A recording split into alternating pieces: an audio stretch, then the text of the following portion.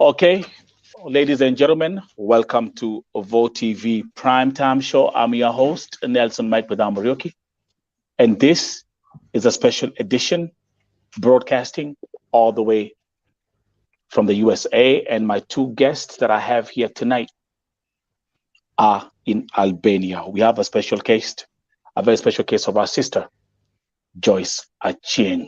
Kwa screen niko na two guests leo hii, wale ambao walikuwa hapa jana, those who were here yesterday.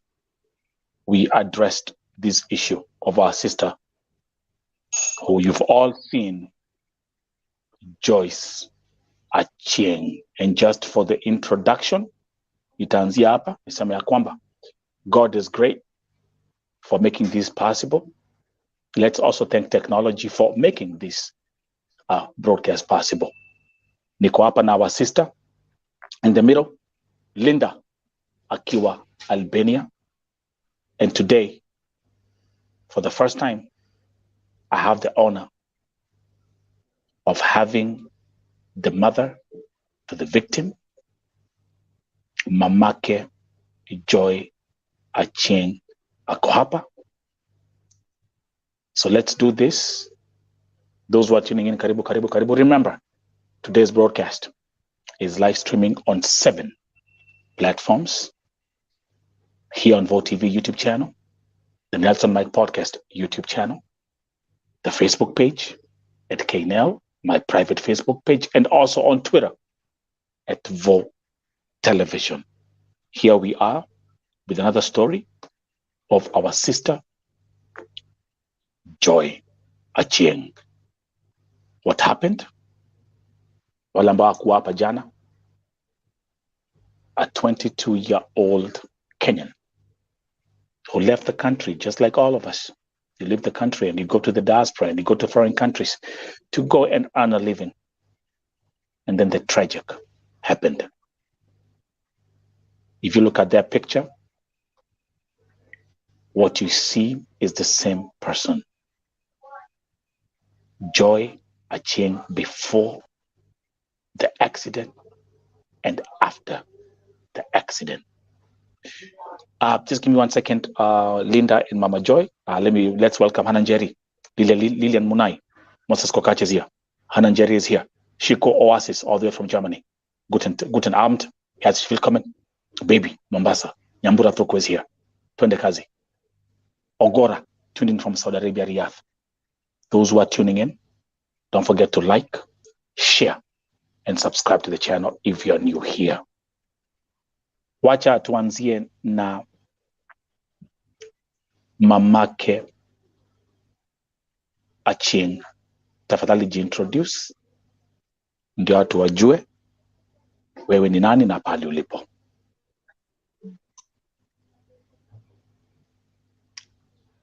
Nitatumia lugha gani? Unaweza kuongea Kizungu, unaweza ongea Kiswahili. You can mix both like I always do. Okay. Yes. Okay. Asante sana. Nimeshukuru kwa kufika kwa hii jukwaa siku ya leo. Ingawa sijafika kwa uzuri, niko na habari inayohuzunisha kama mzazi. Sikutarajia, but fursa imebidi. Asante sana. Kwa wote wanaonisikiza, mimi ni mama ya Joyce Achieng Aoko. Ni kitinda mimba wangu. Nilimzaa mwaka wa 2000 September tarehe 7. Na kufikia sasa Joy amefika 22 years. Joy amekuwa as a mother, and I can say my Joy is a very good child. She has grown as a disciplined child, a go-getter. She was good with her school, and she feared poverty most. Given from our history, I raised them as a single mother, and we used to stay in Dandora. and she schooled despite her passing her class 8 well, and she was called to Moi Girls Isinya. She didn't go because she told me, Mom, if you can't afford it, I can even school at any available local school, day school, where I can stay with you. So she schooled at Dandora Secondary, and where she did her Form 4. And I remember when she finished Form 4, it was on a Thursday. On Friday, she had interviews, 2 interviews that she had to attend. And to me as a mother, that's how determined I used to see my Joy was. She was a determined girl. And ever since that day, that Friday she went for that interview, my Joy has never sat home without a job. I give God thanks, and the self-will, I give her credit. She started work as she went for training at a casino in Kenya. She's a dealer. She trained, and before she finished that training, she trained for the casino job in Kenya as a dealer. Before she could work, before she could be employed on it, she got another job, and she left it without practice. So on the other work she did until she also found another work from that hotel where she used to work. And this time round, this job was in Comoros Island. At Comoros Island, Joy used to stay there and work there. And as much as she was that young, because she was only 19 by then, she was only 19, 20. Actually, she was 20 when she went to Comoros. I used to fear for her life. Mommy, how do you stay out of the country? And she was like, that is the reason why, Mama, I cannot stay out more than 3 months before coming back. So she used to frequent coming home more often. And that reason is why she quit Comoros work, employment that she had, and came back home. And this opportunity in Albania came. Just as a determined, any other Kenya citizen who is determined and feel that urge of bettering themselves and giving themselves a future. She contacted a casino here in Albania, direct on an email, and lucky for her, she got the employment as a trainee. I saw no need of telling Joy, don't go to Albania, because Albania, as far as I know, is in Europe.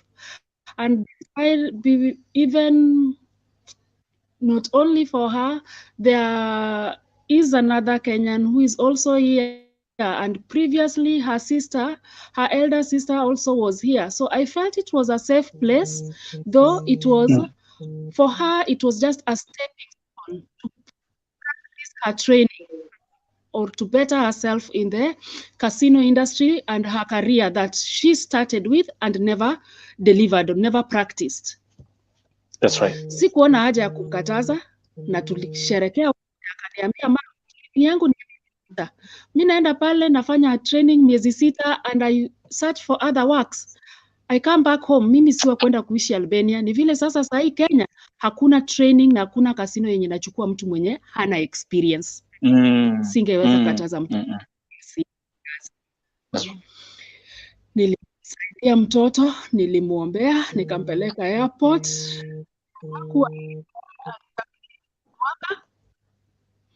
Tarehe 14 February zima. Just give me a second. I think, Linda, your phone is ringing. I'm going to just put you off first. You can pick up your phone call. Is that okay?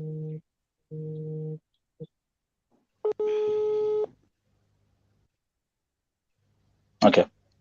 Give me a second, Mom. Okay.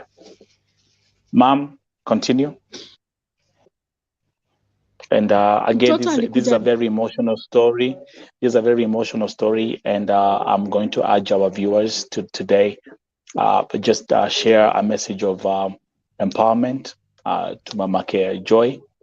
As we are talking right now, she's in Albania, na kuna mengi mtajionea where pahali amekaa sahi.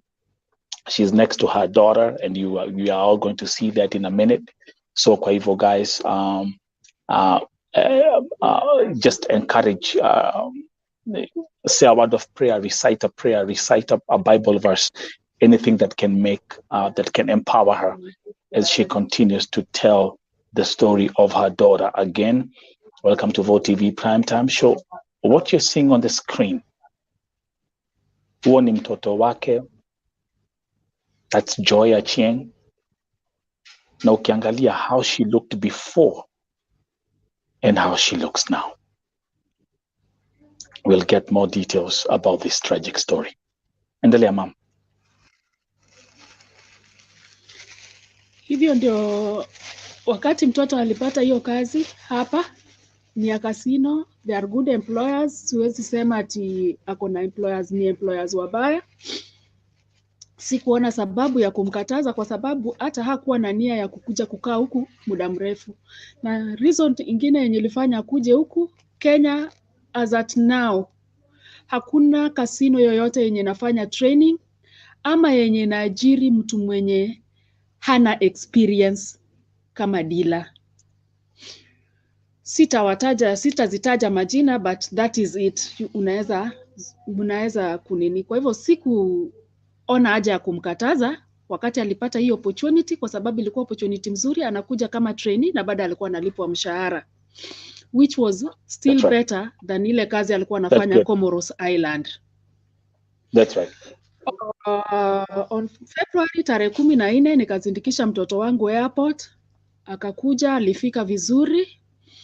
Kwa hivyo alikuwa tu ndiye amemaliza miezi 6 nikihesabu kutoka February, na nikiongea na yeye alifika vizuri, akaingia kazi vizuri, alikaribishwa vizuri. Wakubwa wake wenye kampuni wakubwa kazini walifurahi, akaintroduciwa kwa wengine na akaanza kazi. Na kama mtoto chap aliweza kumaliza training zake na kuanza kazi zake, na yeye alienda amegrow haraka. Mwezi wa 4 after 4 months hapa alikuwa amemaliza training zake na alikuwa already ana deal kwa levels zingine, games kama zote, different games. So that's right. fika tarehe 1 akanipigia simu akiniambia, "Mama, mahali mimi ninaishi tunashare nyumba." I knew that wanashare nyumba na msichana Mgana. Huyu msichana Mgana walikorofana na yeye. Huyu msichana Mgana tarehe 1 akaniambia, "Hey mom, ebu amka." Nikamwambia, mtoto wangu ni nini?" Akaniambia, "Mom, huyu Mgana leo tena ameniamukia. Kuanzia saa 1 asubuhi vile alitoka kazi mpaka saa hii." Nikamwambia, huyu Mgana mtoto wangu naye amezidi. Leo sasa mnang'ang'ania nini? Please switch the light on. Huyu mama, and by the way, Goja mom, and for the viewers who are tuning in, this is Mamake Joy is at the hospital in Albania, so we are doing this live interview akiwa Albania. Endelea mom. So hapo ndio aliniambia waligorofishana na huyo msichana Mgana. Huyo msichana Mgana alikuwa very harsh, niko na video zake, but nikamwambia ambia ofisi administrator akubadilishe room. Ikifika jioni saa 12 alibadilishiwa nyumba. Kwa hivyo walikuwa wanafanya kazi the same casino. Yes. Hii casino, okay. The employer wakikuajiri wanakupatia apartments. So kwa hiyo apartment unaweza pata mkokotana 2 ama 3. Got it. So hao walikuwa kwa apartment yenye ilikuwa na wasichana 4, Wagana 2 na Wakenya 2. So saa zile mnaenda kazi shift ndio tofauti. Got it. Yes. Got it. So got it. alihamishwa kwa hiyo nyumba tarehe 1, and that was the first time ever mtoto wangu akaniambia hajawahi pata mtu kwa maisha mwenye anamchukia, because all she knows she's a good person. By good luck, jioni alitolewa kwa hiyo nyumba, akahama akaenda mahali panaitwa Flower Residence. So kwa hii Flower Residence ameishi Flower Residence kuanzia tarehe 1 ya August mpaka hiyo tarehe 13. Kabla ya tufike tarehe 13, alikuwa ameishi kwa hiyo nyumba for 1 week akiwa peke yake. Kufika hiyo weekend ya tarehe 8, akaletewa tena Mkenya mwingine, so walikuwa na vitanda 2, yake iko pande hii na ya huyu msichana mwingine anaitwa Emily iko pande hii nyingine. So wakawa wanaishi Wakenya 2 kwa hiyo nyumba moja. Sababu yenye ilifanya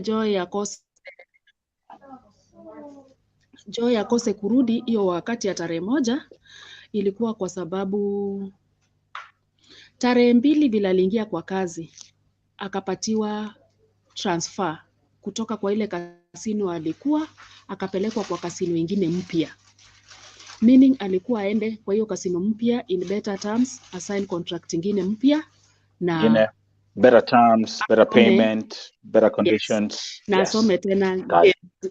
asome tena games zingine. Mimi kama mama nilikuwa na hiyo uoga, nikamwambia mtoto wangu hapana, wewe kuja tu. Akaniambia mama, hizi games mimi nitazisoma hata na wiki 2, but kitu yenye ninajua September mama, mimi nakuja nyumbani, tutakuwa pamoja. Tulikuwa tunaongea na Joy kila siku. Joy ni ule mtoto anapenda mama yake sana, anapenda familia yake sana. Haiwezi maliza 1 hour kama Joy hajaniongelesha. On this fateful day, Joy alitoka kazi, alikuwa Friday, alikuwa kazi ya night shift. Akatoka kazi saa 8 ya huku. Kwa hivyo akafika kwa nyumba kitu saa 9. Wanapatiwa transport yenye inawazindikisha mpaka nyumbani. Mtoto alifika kwa nyumba, akanipigia simu. Hiyo ni saa 10 asubuhi ya Kenya. Akanipigia simu akaniambia, mama yangu, habari? Nikamwambia poa. Mama yangu hujalala, najua umenimiss. Nilikuwa najua unangojea mtoto wako akuambie good night. Nikamwambia unaniambia good night na ni asubuhi saa 10. Akaniambia ndio nimetoka job. Nikamwambia pole kwa kazi. Umefikaje nyumbani? Akaniambia mam, pole. Sisi huletwa hizi masaa, sisi huletwa alafu wanahakikisha tumeingia mpaka ndani. Niko kwa nyumba na niko safe. Wewe unafanya nini? Nikamwambia mimi nakula mchele na chai. Akaniambia hata mimi nilikuwa nimepika mchele na minced meat. Ebu acha nichemushe nikule. Though nilikuwa nimepanga ni change night dress nilale tu. Tukaongea tu na mtoto vizuri, mtoto akachemsha chakula, mtoto akarudi, tulikuwa tuna chat. Sasa mtoto kuleta chakula kwa akule, ninamuuliza, akaniambia vile chakula yake ni tamu. Nikamuuliza, mbona sasa chakula yako iko aje? Na chat na yeye hajibu, na mtext hajibu, kulala hajibu. Sasa hizo ni saa 10:27 ya Kenya, na hiyo ndio ilikuwa ya mara ya mwisho kuongea na mtoto ama kumsikia. Sasa hiyo si ni tarehe 13 asubuhi Saturday. Yes. Kuacha mtoto amelala. Nikaamka saa 5 mchana. Mtoto hajanipigia, hajatext, hajafanya chochote. Nikampigia tena. Nikamtext.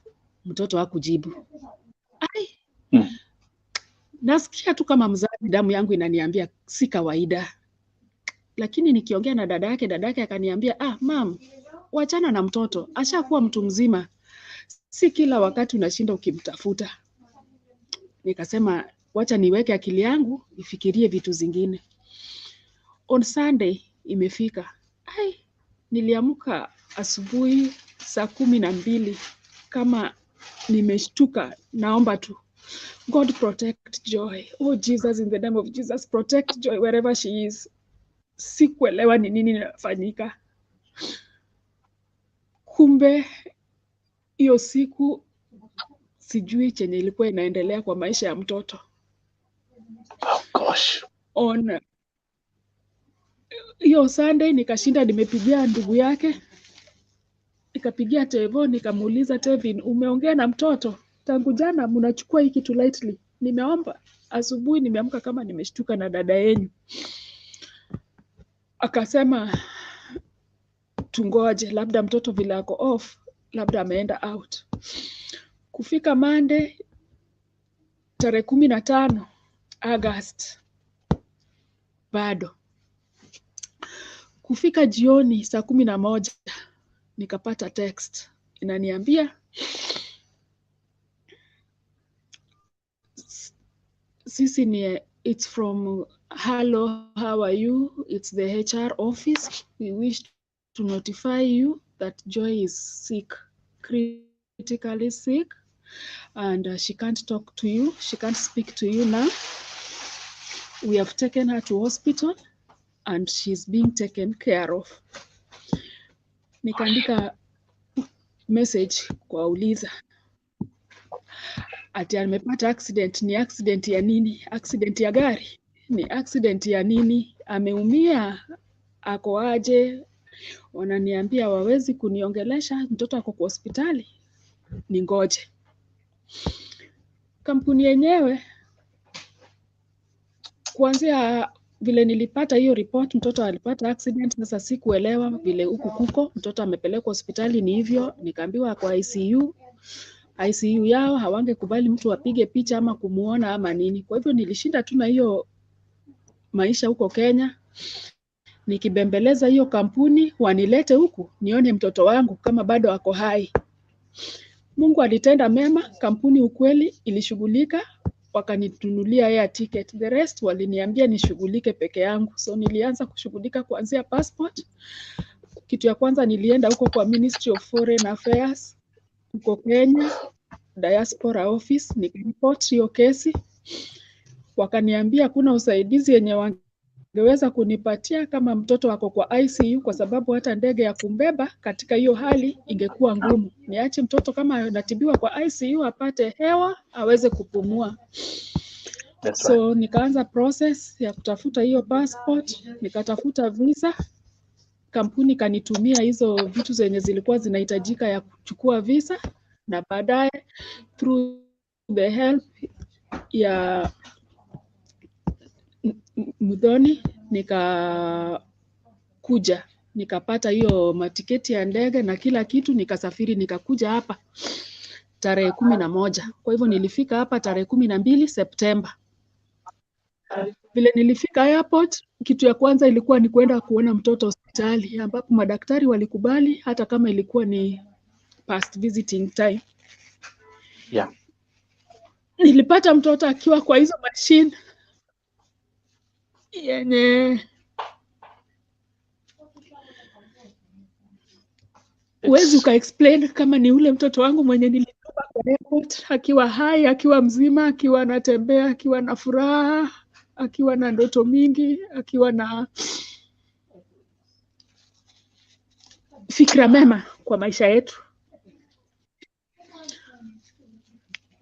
So wakati nilipata nguvu, nikasaidiwa kufika huko kwa daktari. Akaniambia mtoto kulingana na vile alianguka ako na brain tumor, brain traumatic brain injury. Trauma. Hiyo traumatic brain injury, hiyo wakati mtoto hakuwa anapumua completely.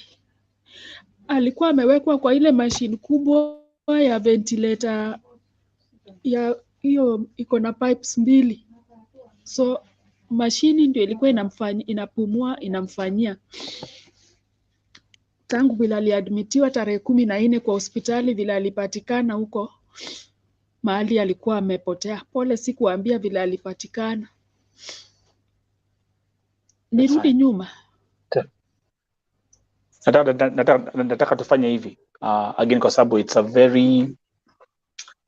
very demanding story. Fanya hivi ma'am. Nimeona kuna wao alikuwa ni daktari, alikuwa ni nurse, kwamba alikuwa anakucomfort Huyu do me a favor. Ako na mgonjwa hapa.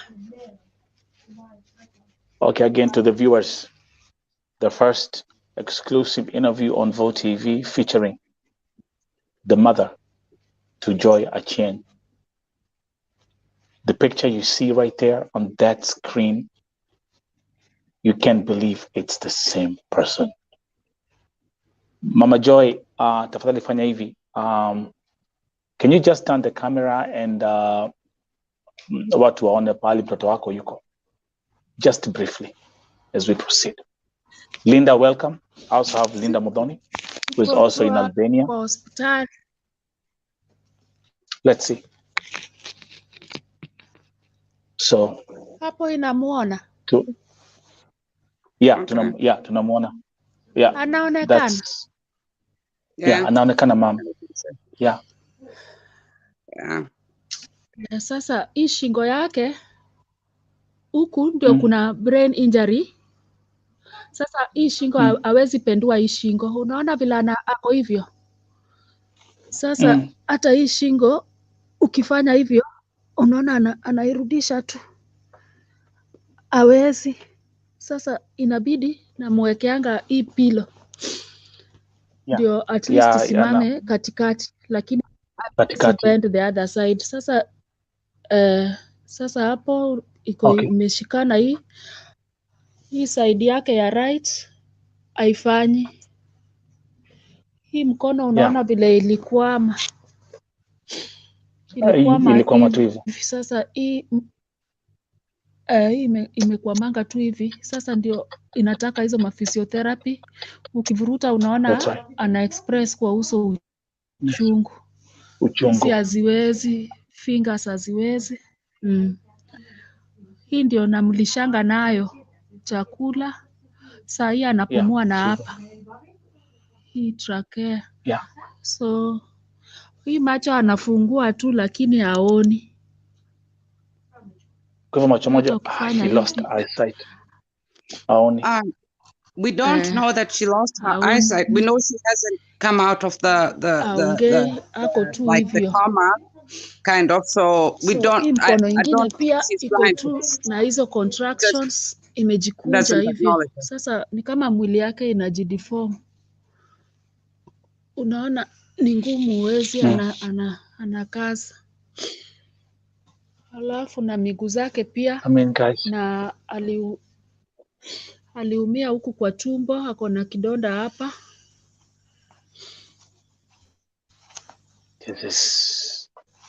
Ako na kidonda iko hapa huku.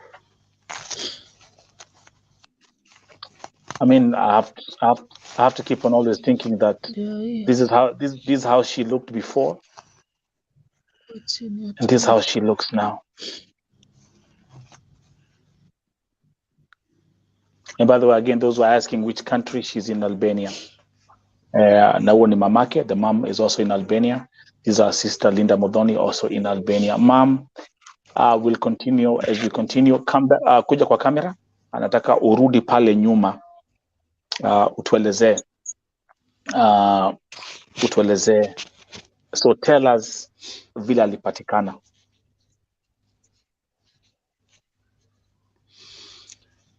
So on Monday vile nilipata hiyo message kutoka kwa HR. And by the way, just mom koja FYI, those who are asking, ukisema HR kuna nakwambia kuna watu wa different types hapa. So HR, every corporate company has what we call an HR department. That's the human resources. Hao ndio huwa wanashughulikia mtu ukiwa na any issue kwa ile kampuni ambayo unafanyia kazi. That's what we call the HR department. Okay, continue, ma'am. So wakati niliulizia wakaniambia alipatikana nyuma behind the window, bedroom window yake, kama ameanguka kwa hiyo compound ingine iko huko nyuma. Sasa kwa hiyo compound ni compound ya iko deserted, ainanga mtu, hakuna mtu anaishi huko. Ni kama hizi nyumba zenye wazungu wanajenganga ya kukujanga tu holiday. Sasa iko na mamiti, alafu iko na vitu kama lami. Hapo ndio alipatikana huko behind the bedroom window.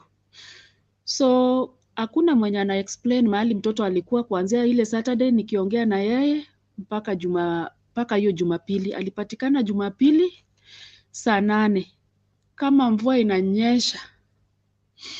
Na vile mvua ilikuwa inanyesha, kuko na wenye wanakaa kwa hiyo apartment. Msichana tu roho alikuwa anataka kutumia dirisha, akafungua dirisha.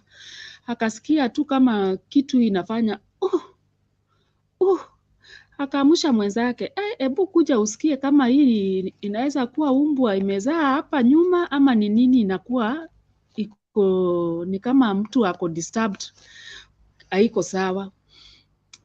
Huyo msichana mwenzake hakuamka tena, akamwambia hapana, hebu amka ukuje usikie tafadhali. Vile aliinsist, huyo mwenzake akaenda kwa dirisha kuangalia, akaona that is the African girl. Okay, we've lost mom. Yeah, what? I don't know whether I need a cup of coffee or I need to be able to continue with this story. Again, guys, welcome to Vote TV Primetime Show. I'm your host, Nelson Mike Muriuki.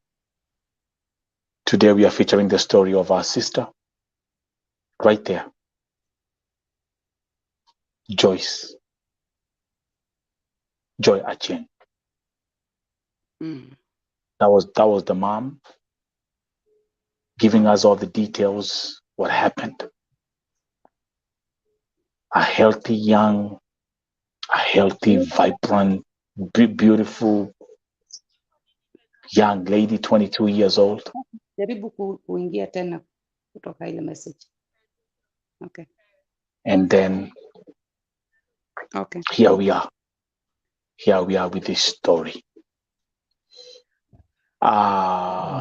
Linda Modoni, as we wait for mom to come back, now we've seen how she looks like.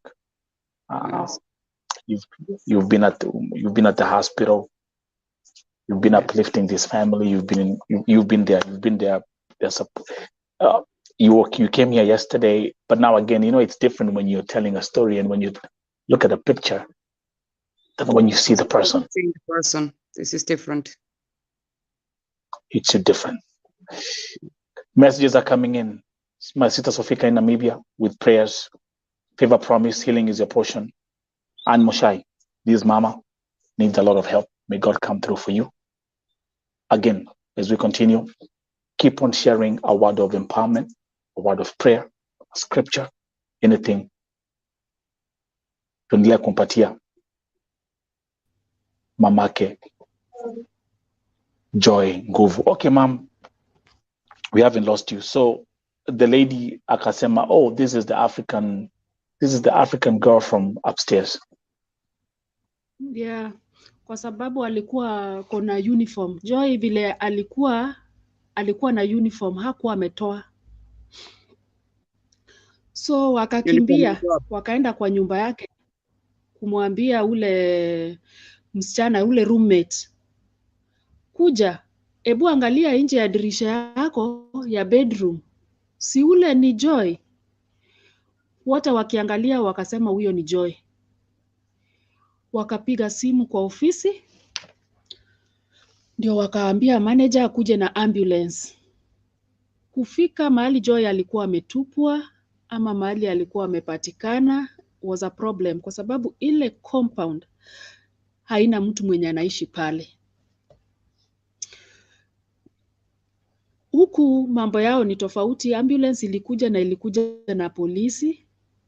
So ilibidi mapolisi wakate ile kifuli, waingie pale, ili ndio Joy apate usaidizi kupelekwa hospitali.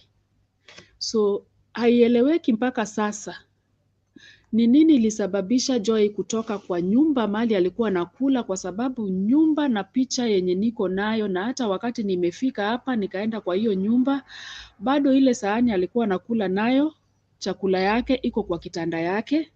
Ile night dress alikuwa ananiambia mama, nataka kuchange nilale tu, iko kwa kitanda yake.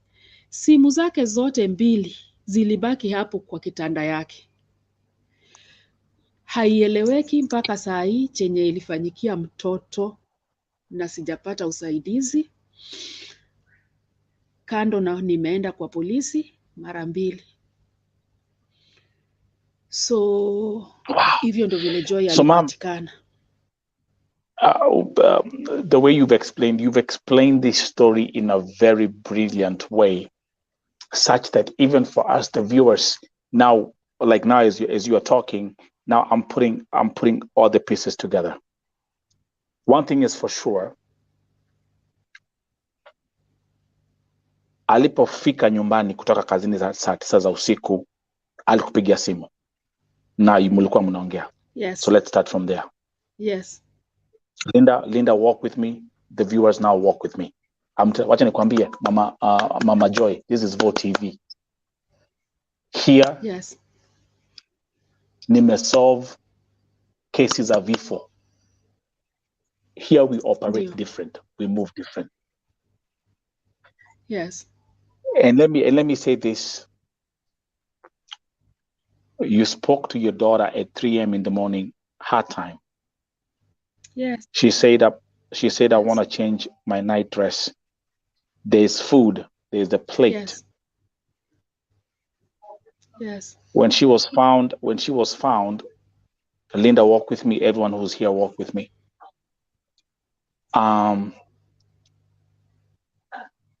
Bado alikuwa amevaa uniform. And actually now the people now start looking at the comments, because now people now asking questions. Alikuwa amevaa uniform. So she did not change. Which means she hadn't then changed. She hadn't changed. Then there's something else that I want to add to this. There was a roommate in the room, in the house. No, the roommate was on duty. On that 13th morning, the roommate was on duty. The roommate left work at 7 a.m. Okay, perfect. 7 a.m. and Joy had been there at 3 a.m. in the morning. Kwa hivyo alitoka kazi ni mbele yake. Okay, good. Now it's time now we start. It's now, this is where we go click. Let's put the facts together. In Europe, this is Albania. Kusiati ni Madare ama whatever. This is Albania. We have the police said anything about members of CCTV cameras or anything that could be recording any event happening outside the house, even from a radius of up to 2 miles. Have they mentioned that? Wamesema hiyo kitu? Unfortunately. And by then I'll bring Linda to the story so that people can connect. Resident. Kwa hiyo Flower Residence haikuwa na CCTV. The CCTV yenye ilikuwa karibu ni yenye iko mbali kwa embassy. Iko embassy mahali hapo karibu na hiyo njia ya kuenda kwao, kwa hiyo Flower Residence. So polisi wanasema kwa hiyo CCTV waliona tu taxi. Kuko tu na gari yenye ilienda hapo kama taxi. So hakuna movement yoyote yenye wanaona kati ya hiyo saa kando na hiyo taxi. Taxi ilikuwa saa ngapi? Haionyeshi kama hawaja sema vizuri hiyo taxi ilikuwa ya saa ngapi. Hata kama ilikuwa hii time ya Joy kupotea ama ilikuwa saa ngapi, but hiyo masaa za asubuhi kitu yenye wanasema waliona ni hiyo taxi. Na sasa hawajanionyesha hiyo ni hawajanionyesha hata hiyo CCTV nione, hata picha yenye vile Joy alipatikana nione. Unajua ile position unataka kujua alipatikana amelala na tumbo, amegongeka kando, amehit wapi? Hakuna.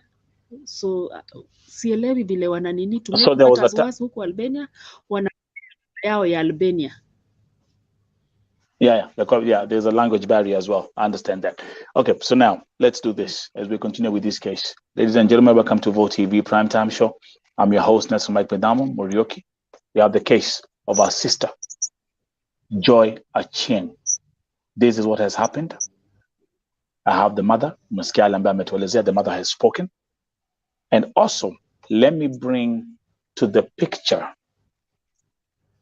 Linda Mutoni, who brought this story to my attention. Hello. To again, and she, by the way, Linda, welcome all the way from Albania. Thank you. And by the way, allow me to say this. Nitasema hivi na Kiswahili. Mom, uko hapa. I know tuko na hii kitu, like wacha nisema hivi. Nilipopost hii story ya mambo za Albania, kuna watu let me laugh because it's sad. Albania, mtu kuniuliza Nelson, Albania ni wapi Saudia? Well, that's normal. Most people have never heard of it. Wait a minute. Mnafikiria kila kitu nafanyanga hapa ni tu ni Saudia. Mwingine, people they didn't even read the name right. Walikuwa wanasoma jina Albania kama albino.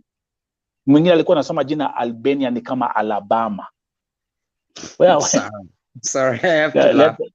No, we have to. Let's have this as a commercial break. But anyway, let's bring Linda Mutoni to the picture. Linda Mutoni, welcome, and let me tell you something. Thank you very much for Yalambo Mefanya. You've done an amazing job. Introduce yourself and then tell us how you explain to the viewers who are here for the first time how you found out about Joy and how you connected with Mamake Joy. The floor is yours. Okay. Just in case there's somebody who knows me in this thing, Linda is just my Facebook name. My name is Lavi Susie Modoni. I was at home one day and I have a pastor friend. He's a Nigerian. And he came to my house and he told me we have a problem. There is a Ghanaian girl who is in hospital and she needs blood very quickly. But they've given blood for today. Can we go tomorrow? Nikamwambia yangu ni O negative, I can give anybody. So we went. Okay. I think that would have been a Monday. Or a Tuesday. And so we went, and when we got there, I saw some black girls standing there. It's an unusual sight in Albania. I said hi to them, and their accent sounded Kenyan, but not the kind of accent unaweza kusema ni Mukikuyu, ama ni Mujaluo, ama ni Mubaluya, but somebody told me it's called a Nairobi accent. I don't know. But I just said hello to them. I said, are you here about the black girl? They said, yes. So I said, okay, I'll go give blood. I come back. And on the way, I met the pastor again. He told me, hey, Rudy, they're Kenyans. Let's go. I introduce you to them. So I was introduced and I was told that was my first time to know that the girl in the hospital is actually a Kenyan girl. So I said, okay, let's proceed to the blood thing. We went. We were told again, there is enough blood for today. Come back tomorrow. So we did go back the next day and we were told there's still enough blood. We said we want to see Joy.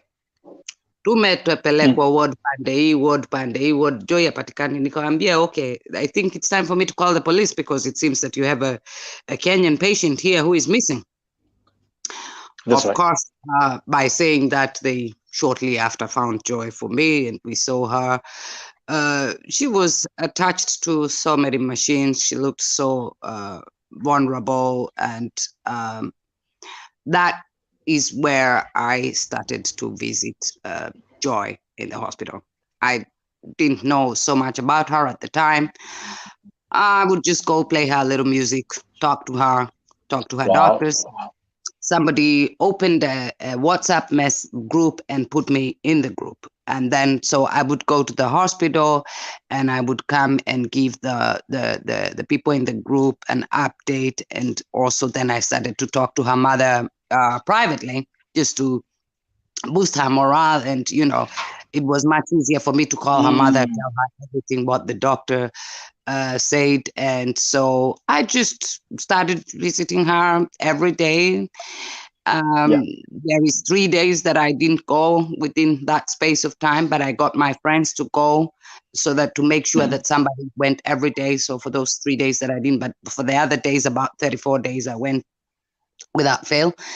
And then Joy's mother came here, and the company sent a driver for her to the airport, but I also went to the airport because I had become familiar with her, and I figured that it would be better for her to be picked up also by somebody who speaks her language, and somebody who at this stage, I'm the one who knew the most about Joy and what is happening to her.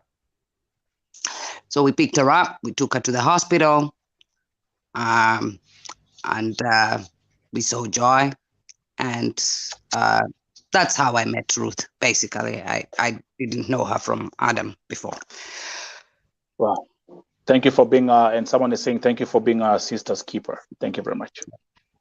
Yeah. So, Mom, there's one thing. There's one thing from what now. I'm gonna be going back between Linda and Mom. Let's first of all hear madaktari wakiangalia Joy vile yuko.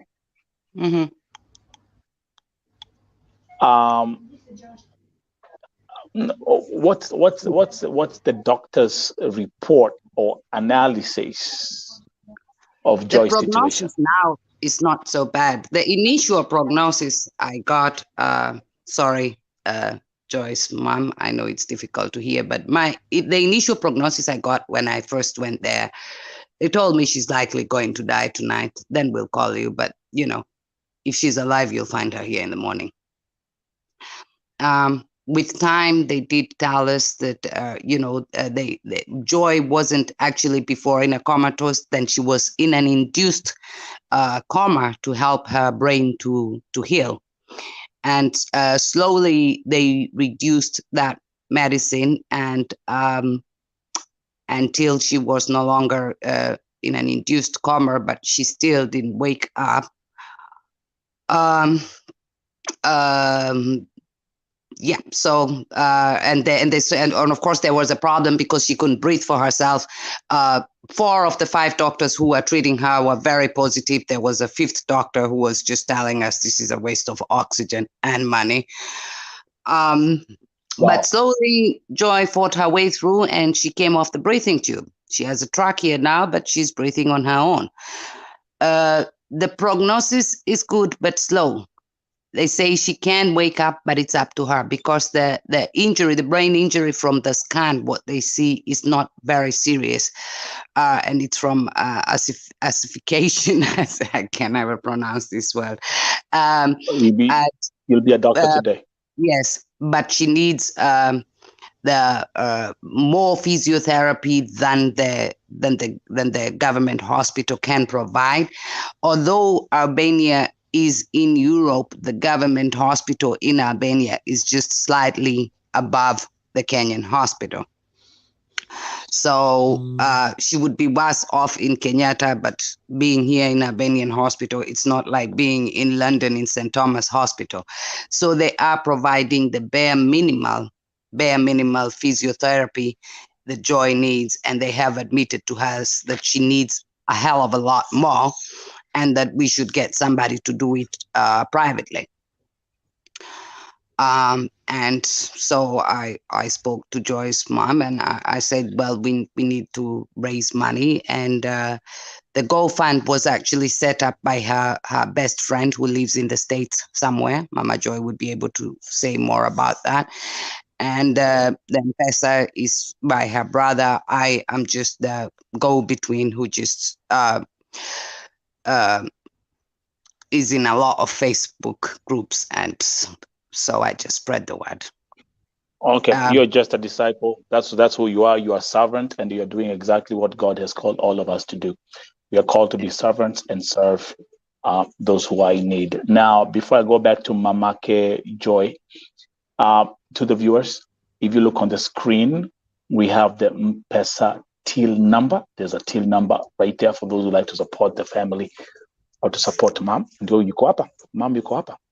And then we also have the link to the GoFundMe on the screen. However, as you continue watching this broadcast, if you like to support the family, ndio hiyo number iko hapo. If you want to support our sister Joy, our sister Achieng, umesikia ile ambayo amepitia, the till number is on the screen. The M-Pesa till number is on the screen, and also the GoFundMe link is on the screen. Whichever serves you better and whichever serves you easier, there it is. Now,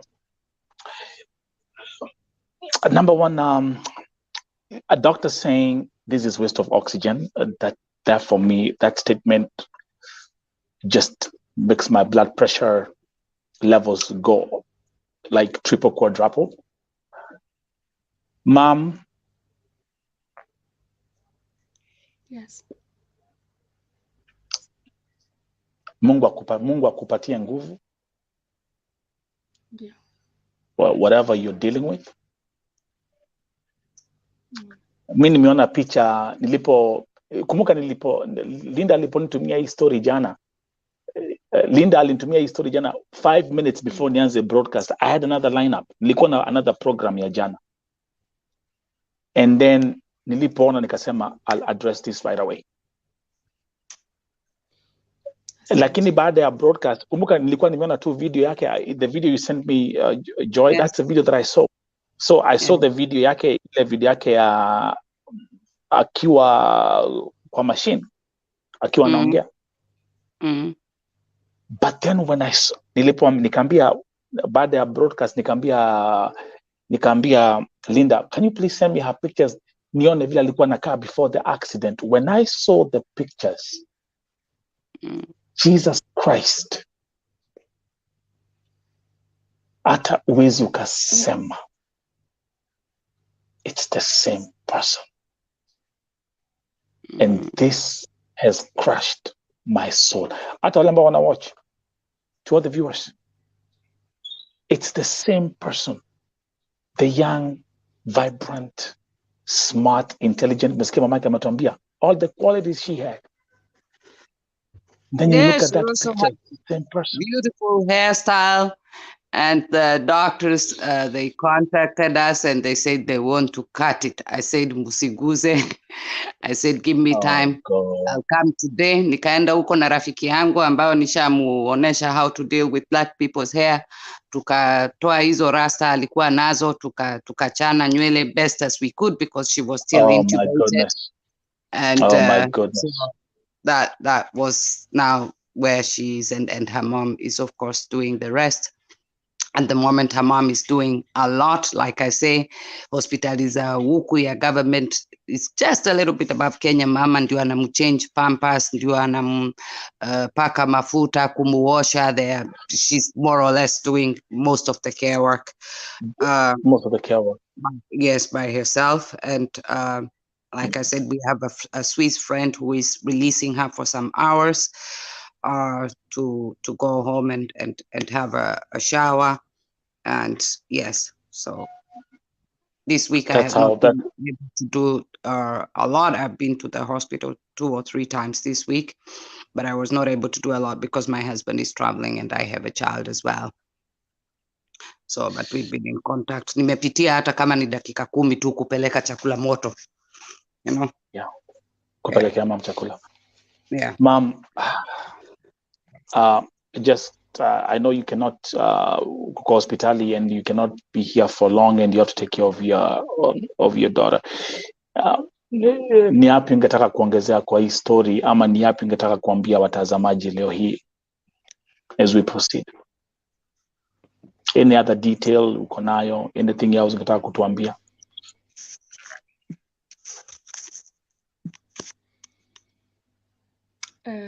Chenye naweza kusema life happens, na wanasemanga hujafa hujaumbika.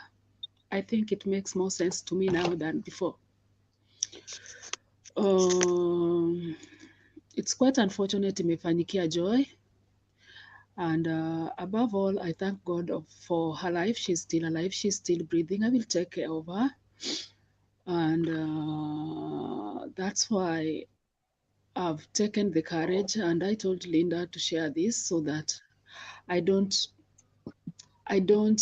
hide it, as much as it has been tough for me to let it out or even to talk about it, even to relatives. And I'm sure most even of them will just see this for the first time.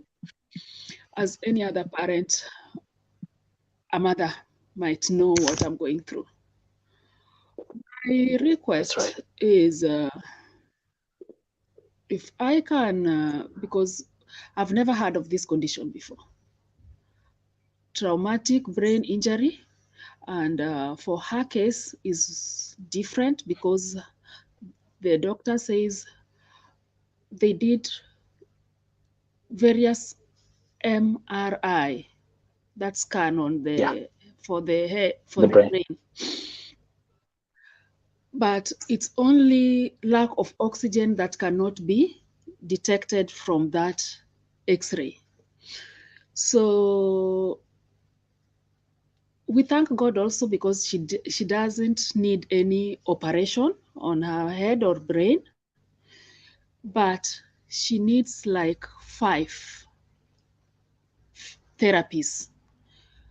I don't know, when the doctor's language, they speak of physiotherapy, of which physiotherapy is what we are currently started. We started this week, and there is occupational therapy, and the rest will come after. This hospital,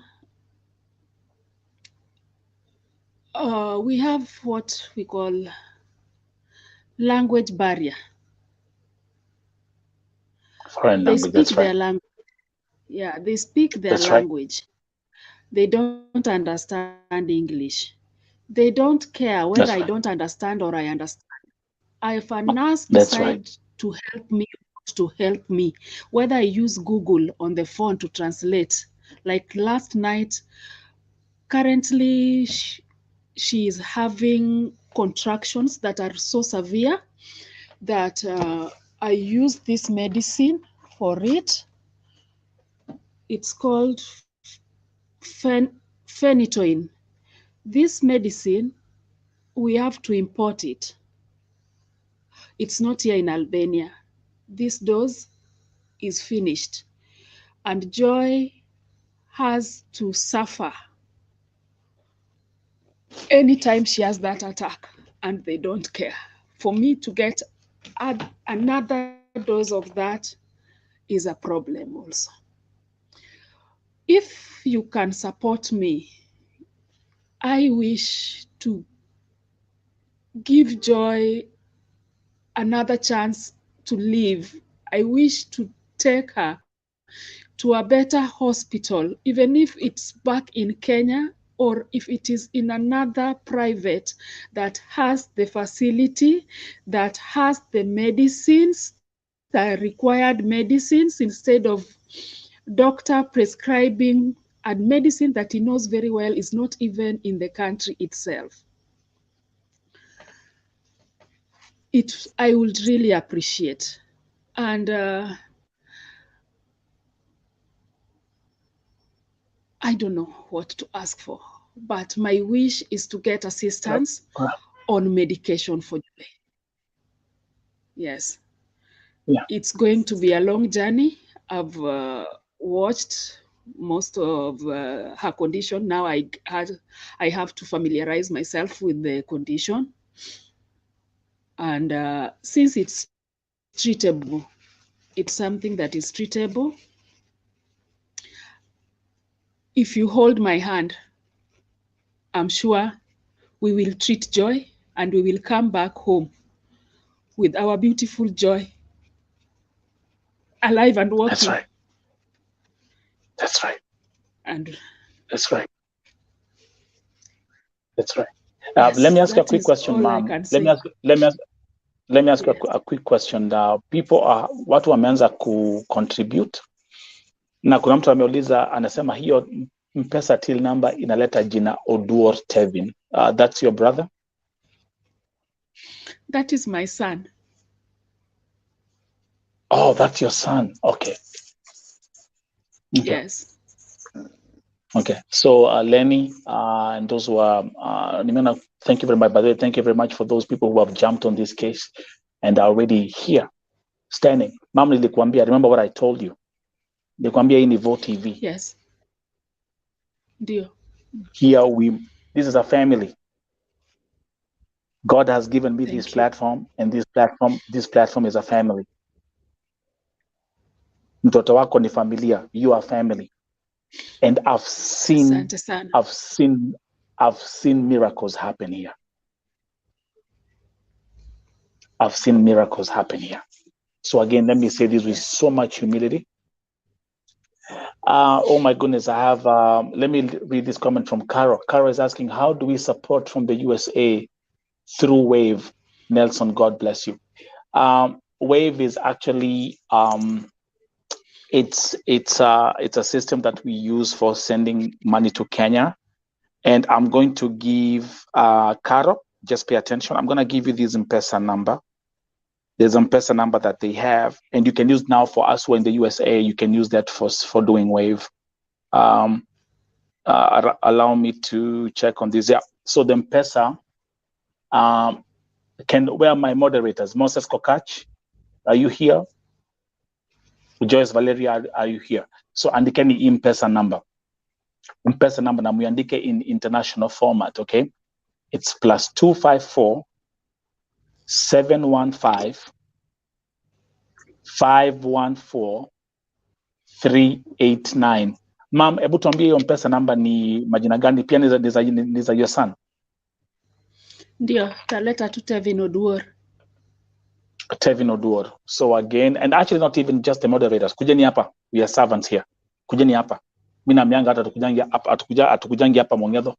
Atukujangi hapa kutafuna. Atukujangi hapa kubomoa matuta. Let's come here and work. Again, andikeni the M-Pesa number. Again, ni ya mamake, ni ya the son of mamake Achieng.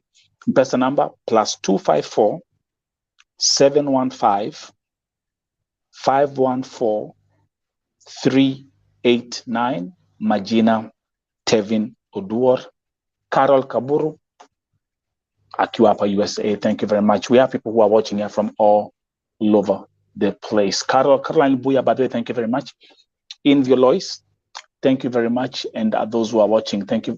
Vile unaona tumekuja hapa, ma'am, mimi naongea hapa, I'm speaking to you for the first time face to face.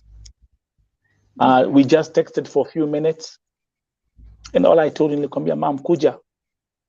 You know, that's the same thing. Actually, let me actually bring Linda back. Linda will tell you. Linda nilimwambia, I told Linda, come here. Was the space of 5 minutes between chatting with you and being in a live broadcast. I'm telling you. And when I tell you my stories here, how I have become the biggest testimony ever. Let me give you my testimony, ma'am. When God is guiding you in something, there's no time to plan. You will stumble into something. Another lesson I've learned. Mipango ya binadamu na mipango ya Mungu inakuwa tofauti kabisa. Kabisa. Kweli. Mipango ya binadamu na mipango ya Mungu. And those who are watching, can you guys pay attention here? Nimekuja hapa my mom and Linda and those who are watching, and I have thousands of people here who are my witness. Nakuja hapa nimejipanga, niko na program. Nakuja hapa kuongea about this, and 2 minutes before nianze show, simu inalia. Nelson, kuna msichana amekufia Lebanon, amezikwa Lebanon. We want you to speak about it. 2 minutes before me just pressing go live. And then everything changes. 5 minutes before nianze my show, nimekuja hapa nimejipanga vizuri, simu ndio ime pip. Nelson, kuna kijana ameokotwa kwa highway Saudi Arabia, hana figo, ametolewa mpaka macho. Talk about this. The biggest stories that I've addressed on this platform, the biggest stories that I've brought on this platform are things or are stories that were brought to my attention and I never planned for it. But I have one thing and one thing to do, to be obedient. Not to mom, not to Linda. Do you know to who? God. To him. To him. My God in heaven. And I'm going to tell you, people here who are watching, I'm seeing all these messages. It's hundreds of messages coming here. People will fail because of lack of obedience. You will miss on your blessings because of lack of obedience. Because sometimes you want to pick and choose what you wanna take. Pana hii siwezi guza, hii siwezi ongea, siwezi nikasema. Do you know, listen, Linda and you are here yesterday kwa sababu Linda alikuja hapa mom. Alipata sasa huku ndiko alipo nafikiria anakuja Canaan. Alipata huku ni Babylon. Tunapigana vita za kiroho. Linda could not believe what she saw yesterday. Death case. Umefanyiwa. And do you think I really have, this is what I ask for? Do you think I have to come here and I tell God, Mungu, nataka leo unipatie kesi mzuri, tukule mandazi, tukunywe chai. That's not how God works. I will give you guys a number. I'm seeing the, and by the way, mom, let me actually see this. Kuna comment hapa. Kuna mtu amesema ya kwamba atakutumia via Western Union. Yes. So mom, can you give and you see Linda, do you see what's happening here? Yeah. Do you see what God is moving and what God is doing here? Absolutely. This is Vo TV. Yeah. This is Vo TV. We pray here, we fast here for people. So, mom, able to patia, if someone wants to send money with Western Union, patia kuna watu wako Europe. Esther Haloim ako Europe, and she wants to do Western Union. What to patia? And by the way, moderators afadhali kuweni hapa karibu, kuweni ready. Caroline.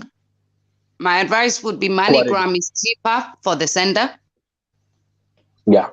And can we have the names? Cheaper, but Western Union, I think, is also fine. Ruth.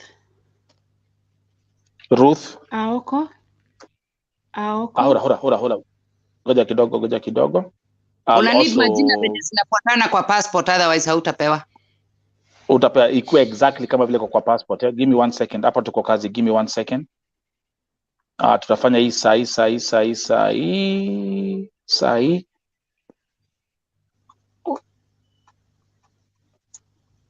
Umesema, okay, so so for those who are in Europe and would like to do Western Union, let's do this together.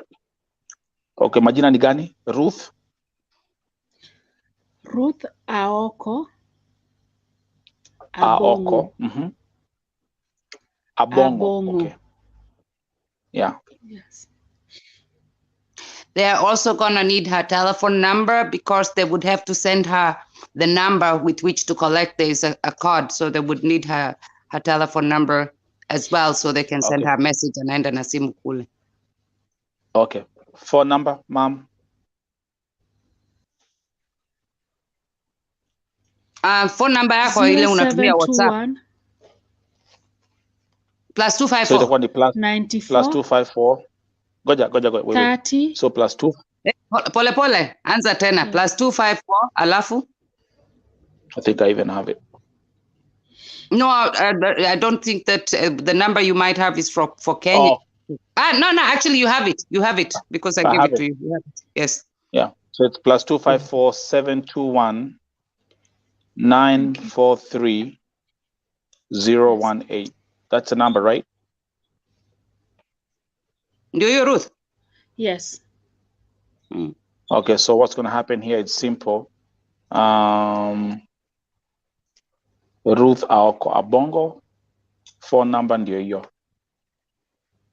Atakuwa na passport. So let me put, for those who are in Europe and those who would like to do Western Union or MoneyGram, please check on the screen now. Do you see it right there? Can we control that?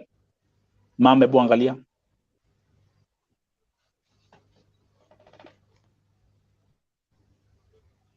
Ukiangalia hapo chini ya screen. Okay.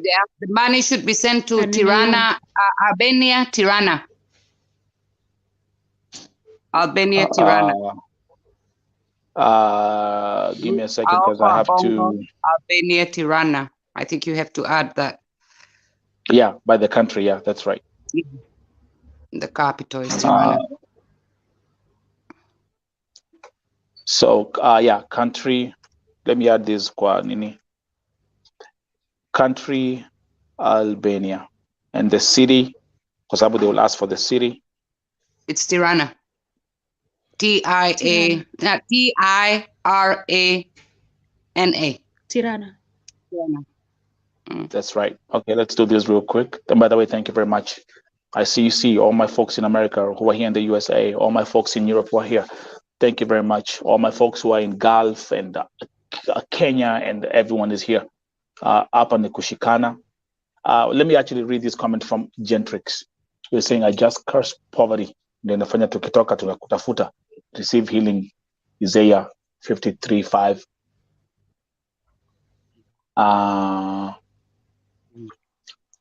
So, okay. So Elsie Melissa. Look at the screen right now. So kwa wale ambao, those who want to do Western Union, the information is there. You can actually, like you said, Linda, MoneyGram is actually cheaper because they charge lesser fees. Yes. For those of us who are here, in the USA, we do Wave, we do SendWave, and actually we don't pay any fees. We also have another service called Remitly. We don't pay any fees. So, and it's simply something we do on our phones, on our press to EV, and it's instant. That's our sister. Ningetaka pia mom, tafadhali, before we went there again, show the people, tuonyeshe mtoto wako tena, wacha wamuone vile amelala. Explain briefly. As you do that, I'll keep on changing. Someone's asking for the till number. Njeri, nimekuona Njeri Kimani. Let me bring back the till number 2. Give me 1 second. Mom, onyesha watu vile Joy Pali Joy yuko as we continue. As we continue with this. By the way, let me also welcome welcome my brother all the way from he's also here in the USA. Where are you again? This is Africa. Where are you again? Remind me, man. I forgot, man. Just tell us the state. This is Africa is here. Welcome, my brother. We are working on some major programs that will be coming very soon. This is Africa. Welcome. Njeri Kimani, let me give you again the till number. I'll bring it on my screen as Mamake Achieng. There, you see, there she is. Mwangalie vizuri. Let me see. Okay. So those who are asking for the till number and the GoFundMe link is there. So Njeri Kimani, I'm just responding to your question. Oregon, exactly, Oregon. Thank you very much to all my folks who are here in the USA who have actually tuned in on today's broadcast, man, being supportive and showing the love. Linda, I think we are so far we're doing a good job, right? Yes, iko mtu anauliza hapo kwa comments kama wanachanga ya tikiti ama ya hospitali. So maybe you know, can I answer that? Yeah, it's you guys are the ones with it, and I'll watch the letter. I'll bring the answer to that question. Si ya tikiti ni ya kulipa physiotherapist. Joy's limbs are completely stiff because she's been having some seizures, and we have actually a big problem to locate the prescribed medicine in Albania.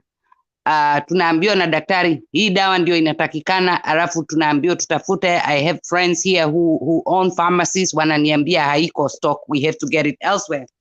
The biggest problem being that the prescription is actually an Albanian prescription from an Albanian hospital. Nilikuwa England, wakakataa. And I asked friends in Austria to try and get me this prescription, was not possible. Iko jamaa rafiki yetu alitusaidia kutoa hiyo dawa Kidira, Uingereza, na tutapata ingine, so those are the extra expenses. Yes, this can happen here. We prescribe you this medicine, only we don't have it. You find it, and it's not available in the whole country. That's exactly what Mom was saying. Mom, hebu tuonyeshe hiyo. That's actually the one that stood up. And by the way, my folks who are here in the USA, I think we can also work on this. This is something which we can also see how we can get it delivered to Albania if we have the address. Ma'am, hebu tuonyeshe that medicine, that exactly. That's the one I'm talking about. Hebu ambie tena vile inaitwa. I'm very sure we have people here who are nurses and doctors. Because they have to import, they have to import this to Albania ndio Joy aweze kupatiwa. Hebu waeleze tena ma'am. Yes.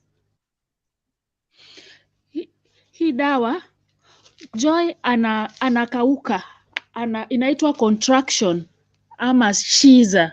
Sasa hiyo ni condition yenye juu akili yake haijulikani chenye anafikiria kwa akili, brain yake. So ni kama tu wave yoyote ikipita, sasa ikimwambia yeye ajikunje, anajikunja kabisa mpaka anakauka hivyo. Ndio inafanya mwili yake na hizi muscles zake zinajikunja. Sasa unapata anajiinua mpaka uwezi mushikilia. Sasa hii dawa inaitwa phenytoin sodium. Spell it. Sasa hii phenytoin sodium PHENYTOIN sodium. Phenytoin sodium. Sasa hii akidungwa shindano ndio anapoa, haimlalishi but inafanya ana relax. So contractions and relax the muscles. Yes. Cool. So for example, like when you have those contractions. So for example, like now, remember the brain is what, and I always keep on talking about the power of the brain. So like the way the mom is explaining, if she has that, if the thought is for her to go like this, that's how she's gonna stay. It doesn't matter because that's what because the brain controls the body. So what happens with this prescription? Akitumiwa hiyo, then it eases up the whatever the thought, and once the brain calms down and it eases the thought, then she can then release that contraction. So that's what the medicine is for. Let me do this. Phenytoin sodium and phenytoin sodium. Very sure. I'm sure I have people here in the USA who are doctors and nurses. I have my following in Europe who are doctors and nurses. Fanyani hivi, I will do this also on the screen as we continue. On the screen right now, you're seeing the till number, the M-Pesa till number. The M-Pesa till number is under the name of her son, Tevin Oduor. Let me come here. I think I'm getting some private messages. Let me see what's going on back here. Okay, I've received a message from Dr. Malaba Rose, who's saying, thank you for the noble work you're doing, Nelson. May God bless you and give you the wisdom you need. Dr. Malaba Rose is in Kenya. I just rescued a lady from Lebanon, mnajua story yake, Irene Wasike. She has arrived Kenya safely. We thank God for that. So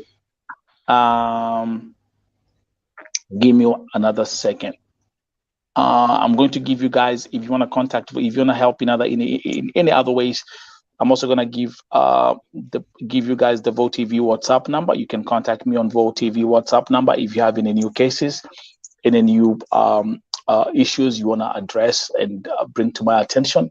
The Vote TV WhatsApp number is on the screen. Last but not the least, wacha nikwambie hivi ma'am, historia mtoto wako, there are so many things which are in darkness, because from what you've explained to us, and I'm sure most of the viewers agree, mtoto wako hakujirusha kutoka kwa ghorofa. That one is a big no. I don't see any sign of someone who was mentally sick, depressed, or nothing. She was a young, vibrant, beautiful, intelligent, ambitious young girl, young lady who simply wanted to change the life of her mother and her family. Kwa hivyo, I'm ruling home. Ma'am, unaona mtu ameingia hapa anaitwa Tony Omari. Tony Omari is a lawyer.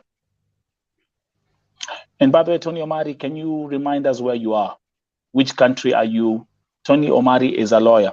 I think, Tony Omari, I'm going to assign you legal responsibilities on Vote TV by default.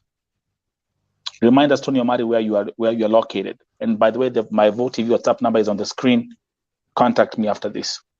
So I'm ruling she didn't jump by herself. One thing I know, and I can say this, someone was involved. Something happened in that apartment.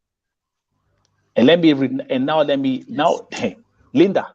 Yes. I've solved murder cases. Yeah. And I never went to any school of criminology.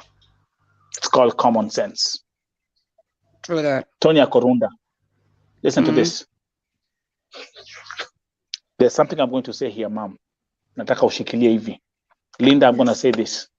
And even as you talk to the police, and even as if you talk to the police, there's something I'm going to say here.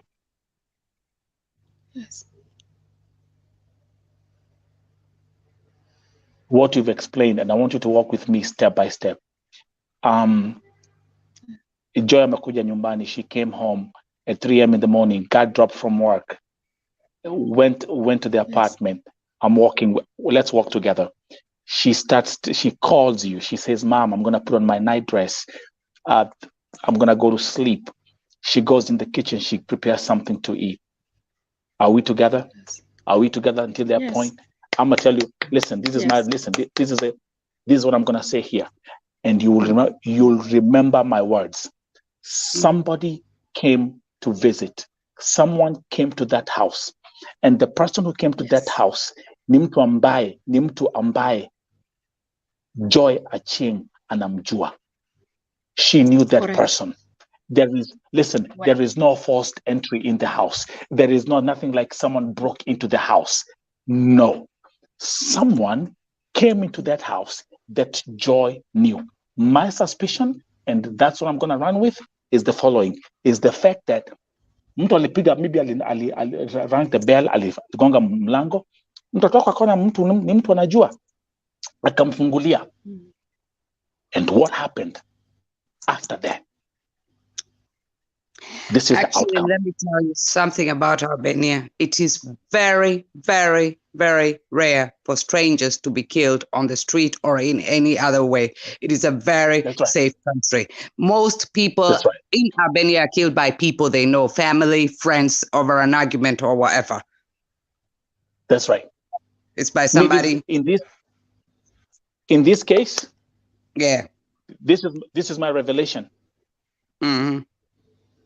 Whoever, she was preparing to go to sleep. She spoke to the mother after she came from work.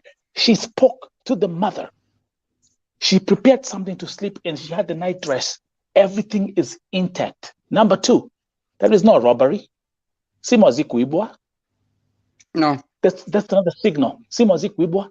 Tuseme ati mtu alikuja akavunja nyumba because hata pesa hazikuchukuliwa. Which gonna bring me to the last but not the For you to last but open not the the least. door at that time of the morning, it's gotta be somebody you know well. It's somebody you know well. This is somebody mtoto wako alikuwa anajua vizuri. And mom, as we will also look on the side of checking from the legal side, because this lazima tupate majibu. This thing has to be broken. The Albanian police cannot come there and say, hey, wait a minute, this just happened. Is Saudia? Is Saudia? This is Albania.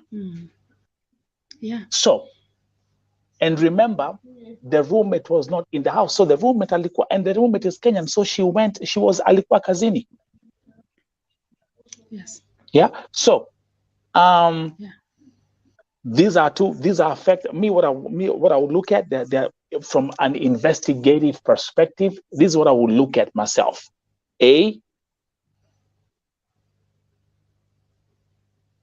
have to start tracking the movements of the Ghanaian lady she was having a fight with when she was living in the other house.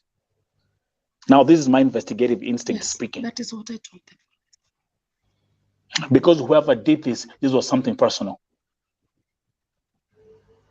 Kabisa. Number 2, the taxi that was seen.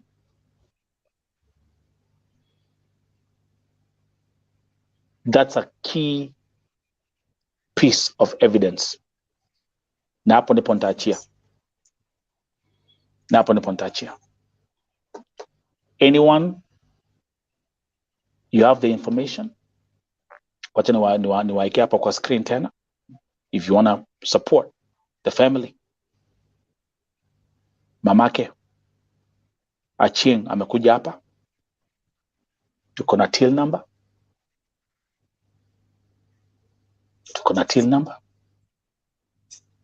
There you go. My friends who wants to do Western Union.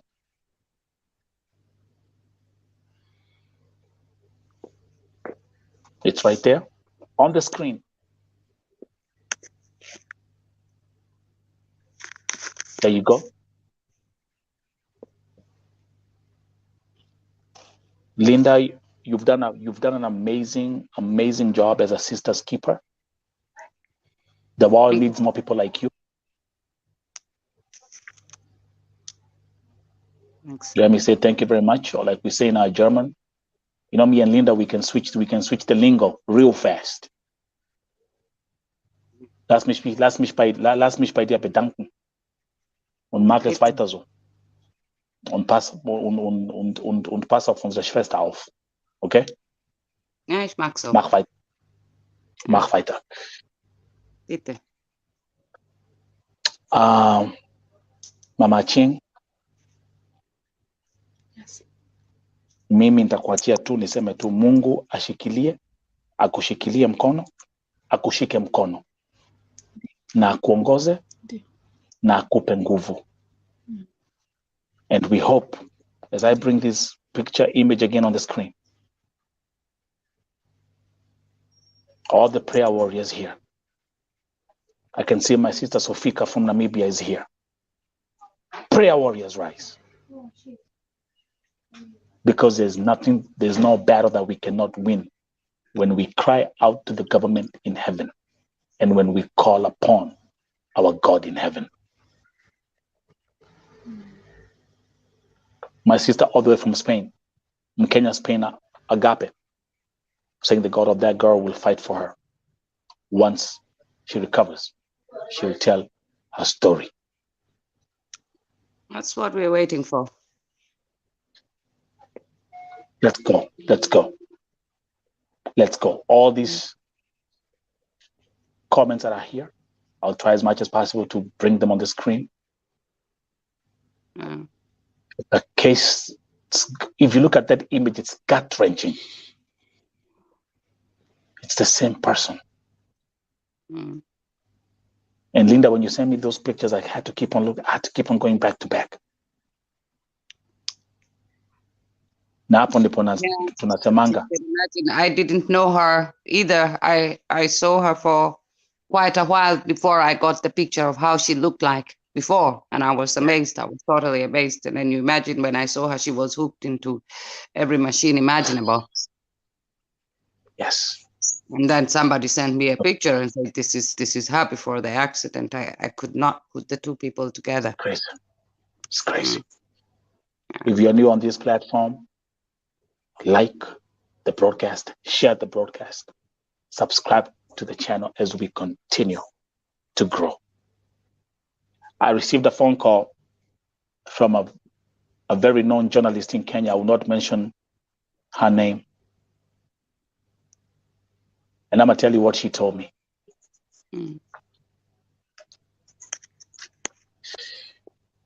She said, "Nelson, you have changed the art of television. I am humbled by that comment."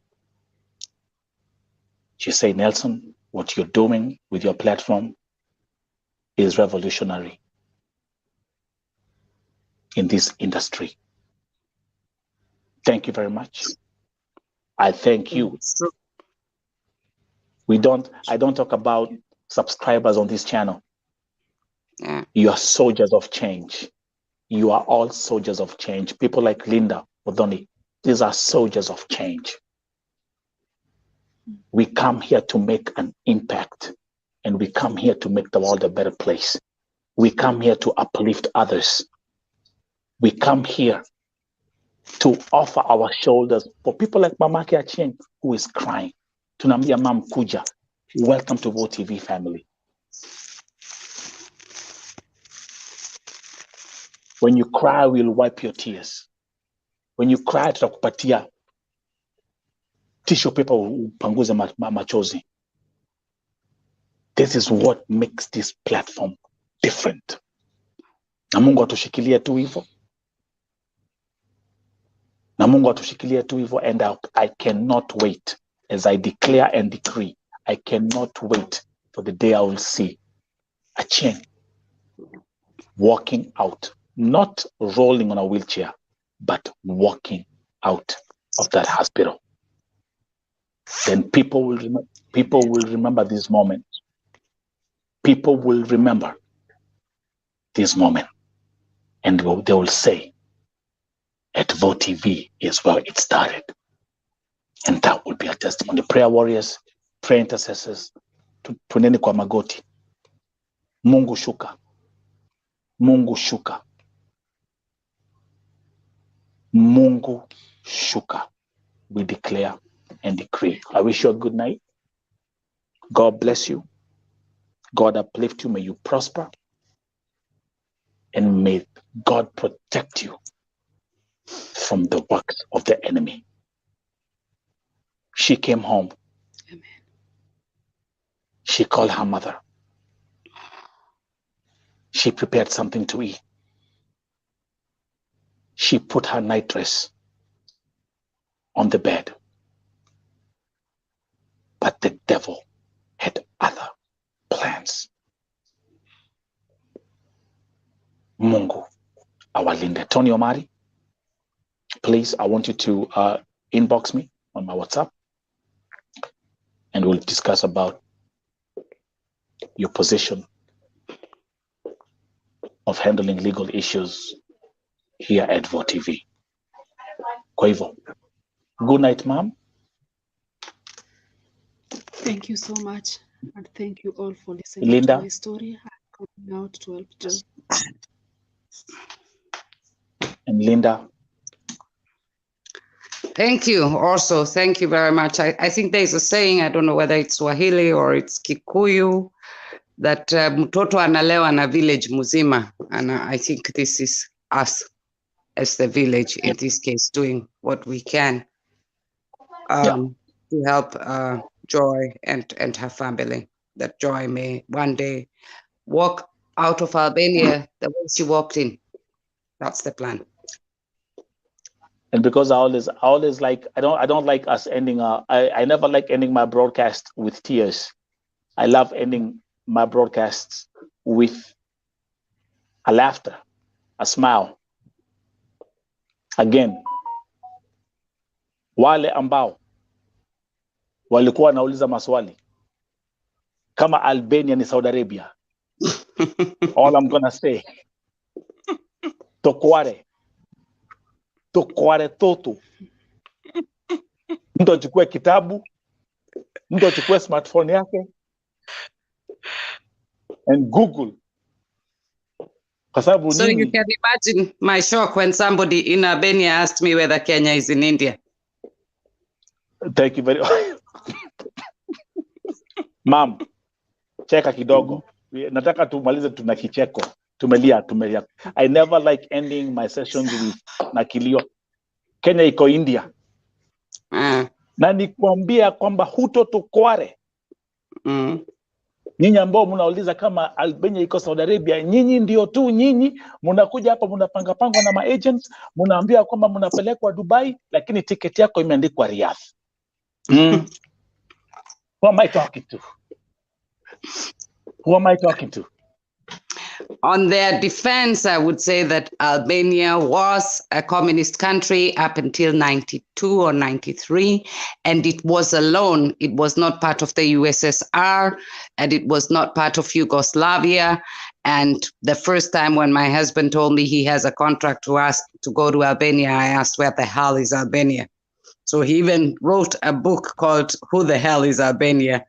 Given to explain our experiences here the first 7 years, which was quite strange. Ma'am, kuna mwingine alisema na nitasema na Kikuyu alisema atendie dhomire Alabama da menya neko USDA, which means alisoma tu Alabama, hata kusoma Albania, akaja huko ni America na kafunga chapter.